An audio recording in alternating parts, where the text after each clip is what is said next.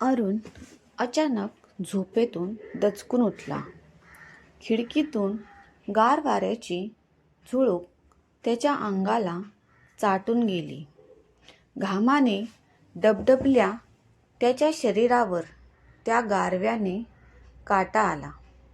त्याचं अंग थंड पडलं होतं, मात्र घसा कोरड्या विहिरीच्या भिंतीसारखा झाला होता. अरुण पलंगावरून उठायच्या प्रयत्नात होता, पण त्याचे शरीर जसे त्याची साथच देत नव्हते. थोडा वेळ तो असाच बसून राहिला. काही क्षणापूर्वी छाती फाडून बाहेर पडेल अशी त्याची हृदयाची धडधड आता कमी झालेली होती. अरुणने डोळे चोळले आणि जीव एकवटून अंथरुणातून उठला. रात्रीचं निखळ चांदणं खोलीबाहेर पसरलं होतं. अरुण दबक्या पावलाने खिडकीजवळ गेला आणि दोन्ही हाताने खिडकी अलगद बंद करून वळाला. त्याच्या छातीत पुन्हा एकदा धस्स झालं. समोर शिल्पा पलंगावर बसलेली त्याच्याकडे पाहत होती. "अगं, का उठलीस तू? झोप परत," अरुण घसा गिळत म्हणाला. "अरुण, तुला पुन्हा एकदा तेच वाईट स्वप्न पडलं का रे?" शिल्पाने चिंताग्रस्त आवाजात विचारले. अरुणने टेबलावरच्या पेल्यातून गटागट पाणी पिले आणि अंगातल्या सदऱ्याने तोंड पुसत शिल्पाकडे आला. "हो, तेच स्वप्न पुन्हा पडले शिल्पा. कळत नाहीये की का? कोण जाणे, राहून राहून तेच स्वप्न पडत आहे." "अरुण, आपण इथे आल्यापासूनच हे चाललंय. आता मला नको नको ती शंका यायला लागली आहे. तू साहेबांशी बोलून इथलं काम सोड. आपण परत शहरी जाऊ. तू तिथलं काम सांभाळ." "नाही शिल्पा, मी स्वतःच्या मर्जीने हे काम हाती घेतले आहे. मागे वळण्यातच काहीच अर्थ नाही. आणि विचार कर, जर आपण परत शहरी गेलो आणि ह्या स्वप्नांचा फेरा काही संपलाच नाही तर मग मी काय करू?" "जाऊ दे. जोपर्यंत याचे उत्तर मिळत नाही तोपर्यंत मी माझ्या रोजच्या जीवनात काहीच बदल करणार नाही. कदाचित असंच एका दिवशी याचे उत्तर मिळेल. चल, झोप आता. मला सकाळीच साईटवर जायचे आहे. आज पुढच्या टप्प्याचे काम सुरू होईल." "सुप्रभात अरुण साहेब. काय म्हणता?" "तुम्हीच सांगा चव्हाण साहेब. खोदकाम कुठपर्यंत आले आहे ते?" "तुम्हाला माहीत आहे ना, 13 तारखेपर्यंत अख्खा बुरुज खोदायचा आहे. एकदा पाया पुन्हा भरला की तुम्हाला मी कामासाठी 3-4 महिने तरी त्रास देणार नाही. हा किल्ला फक्त परत एकदा नवरीसारखा नटला पाहिजे." मंत्री साहेबांनी इथलं पर्यटन वाढवण्यासाठी खूप जोर लावलाय. एकदा की किल्ल्याच्या दुरुस्तीचे काम पूर्ण झाले की आपण दोघेही मोकळे होऊ. पण शेवटी तुमच्या कामाच्या गुणवत्तेवरच पुढच्या टेंडरची आपण बोलू. हो हो अरुण साहेब, त्याची तुम्ही काहीही चिंता करू नका. दुप्पट गडी लावतो, पण काम तुमच्या मनासारखेच करून देतो. पुढे जाऊन हा किल्लाच तर आजूबाजूच्या 8 खेड्यांची पोटं भरणार आहे. मी कोणत्या प्रकारचीही हलगर्जी होऊ देणार नाही. आनंद झाला असे ऐकून. तुम्ही व्हा पुढे, मी येतोच ऑफिसमधून थोडे कागदपत्रे आटपून. संदीप, ती कालची फाईल आण जरा इकडे. संदीप, संदीप कोठे आहेस रे बाबा?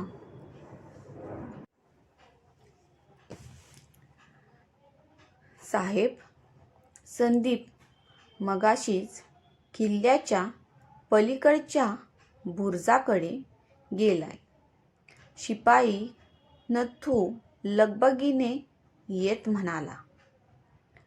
नथू काका, का अचानक इतक्या सकाळीच, आणि ते पण न सांगता? साहेब, मी काय करू, काय सांगू? तुम्हीच जाऊन बघितलं तर बरं होईल. काय का काय झालं? काही अपघात वगैरे झाला का?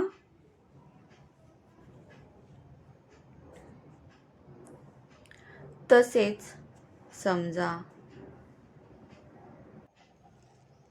नथू काका, मग तुम्ही हे मी आल्या आल्या का नाही सांगितलं? साहेब, तुमचं आणि चव्हाण साहेबांचं बोलणं चाललं होतं म्हणून. बरं बरं, ठीक आहे, मी जाऊन पाहतो. तुम्ही इथेच ऑफिसात थांबा. मला भेटायला जर कोणी आलंच तर त्याला इथेच बसवा. किल्ल्याच्या बुरुजाजवळ खोदकाम करणाऱ्या 10-12 गडी माणसांचा घोळका उभा होता. चव्हाण साहेब 2-3 जणांना सोडून बाकी सगळ्यांना आपापल्या कामाला लागायला सांगत होते. त्यांची पांगापांग सुरूच होती की इतक्यात अरुण तेथे पोहोचला. गडी माणसं बाजूला सरकताच समोरचं दृश्य बघून अरुणच्या पायाखालची जमीन सरकली. चव्हाण साहेब, हे काय चाललंय? तुम्ही मला काहीच कसं नाही सांगितलं? अरुणने एक रागवलेली नजर चव्हाण साहेबांसमोर बाजूला उभ्या असलेल्या संदीपकडे ही टाकली. अरुण साहेब, याबद्दल काहीच नका बोलू. हे प्रकरण बाहेर कुठं कळलं तर काम सुरू होण्याआधीच संपेल. पण चव्हाण साहेब, हे कुणाचे आहे आणि याचा सुगावा लावायला नको का? त्यांचं बोलणं सुरू असतानाच संदीप मधी बोलला. सॉरी सर, पण हे मिळाले आहे इथे. संदीपने एक मळलेला कागद अरुणच्या हातात दिला. अरुणने त्याच्याकडे नजर टाकली आणि त्यावर काय लिहिलंय ते वाचू लागला. मागच्या उन्हाळ्यात आम्ही गावाकडच्या समुद्रकिनाऱ्यावर गेलो होतो. खूप मज्जा आली. पण यावर्षी मी बाबांना हट्ट केला की मला किल्ला पाहायचा आणि आई बाबा दोघे मला खूप प्रेम करतात. त्यांनी लगेच माझा हट्ट कबूल केला आणि ह्या वर्षी शाळेला सुट्टी लागताच आम्ही थेट हा किल्ला पाहायला आलो. आई मला सांगत होती की तिचा हात सोडून कुठे जायचे नाही. पण माझेच चुकले. किल्ला इतका भव्य आणि छान होता की मी एकटेच चालत निघाले. बघता बघता मी आई बाबांपेक्षा खूप लांब निघून आले आणि अशा ठिकाणी पोहोचले की जिथून बाहेर यायला मला रस्ताच दिसेना. आई बाबांनी मला खूप आवाज दिला. मी पण परत त्यांना ओ दिली. पण ते मला कुठेच दिसले नाहीत. आमचा आवाज किल्ल्याच्या भिंतीवर आदळून नुसता घुमत राहिला. आईचा आवाज देखील माझ्यासारखाच रडवेला झालेला होता. दिवसाची संध्याकाळ आणि संध्याकाळची रात्र होऊ लागली. मी कशीबशी किल्ल्याच्या एका टोकाकडे जाऊन पोचले. अचानक माझा पाय एका पायरीवरून घसरला आणि मी खूप खोलवर जाऊन पडले. जाग आली तेव्हा मी किल्ल्याच्या कोणत्या एका आडजागी होते. मी जीव एकत्र लावून आई बाबांना खूप आवाज दिला पण काहीच उत्तर आले नाही. शेवटी मी सकाळ होण्याची वाट पाहू लागले. सकाळी झाली तेव्हा शेजारच्या मंदिराची घंटा ऐकू आली. मी परत मदतीसाठी आवाज दिला तरीही कोणी उत्तर दिले नाही.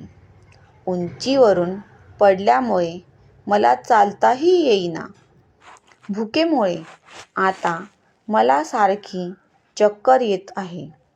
अधूनमधून पाऊस झाला तर भिंतीवरून ओघळणारे थेंब थेंब पाणी पीत आहेत. दिवस कसाबसा निघून जातो पण रात्री मला खूप भीती वाटते. वटवाघूळ यांचा घोळका आणि उंदीर दोन्ही एकत्रच बाहेर निघतात. मी भीतीने अशीच एका कोपऱ्यात सकाळ होण्याची वाट बघत बसते. मला बिलकुल नाही राहायचं इथं. मला घरी जायचंय. आई बाबांकडे. वाचता वाचता अरुणच्या डोळ्यातून अश्रूंचा एक थेंब त्या कागदावर पडला.